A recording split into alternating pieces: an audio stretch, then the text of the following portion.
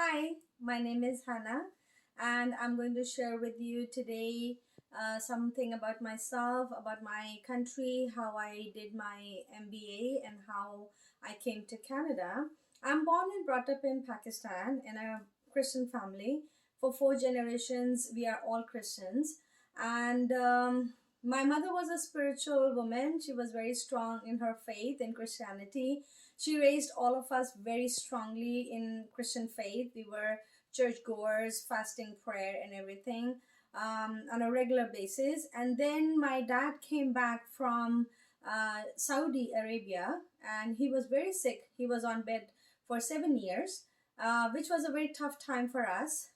As a seven siblings and single mom who never worked, my dad always said to her that you have to look after the children and home.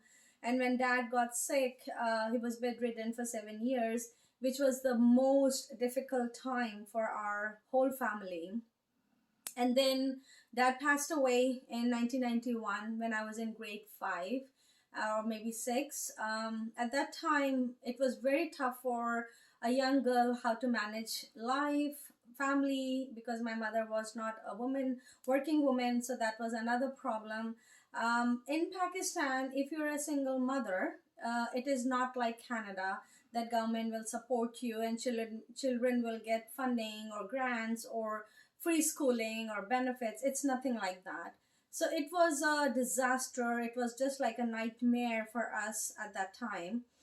With seven children, I really don't know how my mother raised us, but I have seen several things which I still remember. And that's what I have written down this story with the help of my another writer. She is a great writer. She did very good job. She's helping me writing my lot of stories.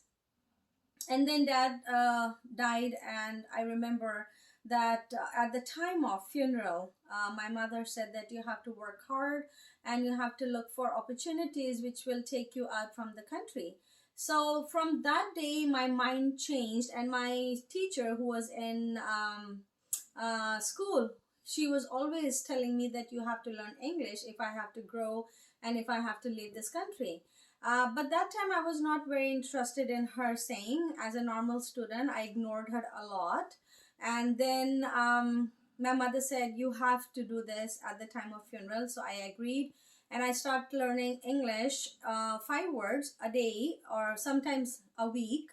I am Urdu standard. I've never studied in English. I've never read any word of English in all my schooling from kindergarten till grade 14.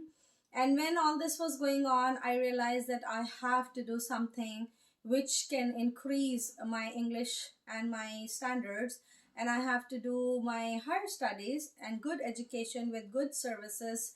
That's how I can only leave Pakistan. In all that time, I have seen God's hand upon me, my family, especially on my mother. There were a lot of ups and downs. There were a lot of circumstances which we has to face as a Christian. Being Pakistani, I have seen persecution at work, in school, admissions, college, university, even at my work. There was a lots of persecution going on. There are different kind of persecutions. It's like sometimes people say it's just one thing, which is like faith persecution. No, there are a lot of persecutions. So discrimination, different kind of harassments, different kind of bullying is there. And as a woman, it is very tough. I would request all the management of Creative BC and funding jury that please give me this fund so I can make this story. It is about human rights. It is about women and children difficulty facing in Pakistan as a Christian. And this will help me go further and share the idea, share the story, and this will create awareness. And also I want to help those people behind who are left. I left 2000 Pakistan forever, and God brought me back, and this is what I'm writing. I'm writing all the details about what's going on there. I'm bringing the awareness to the end of the earth, and that's what my motive is: writing stories, making films, and bringing to the whole world so they can see what's going on. Thank you so much, and I really wish that I can have this funding. Thank you so much.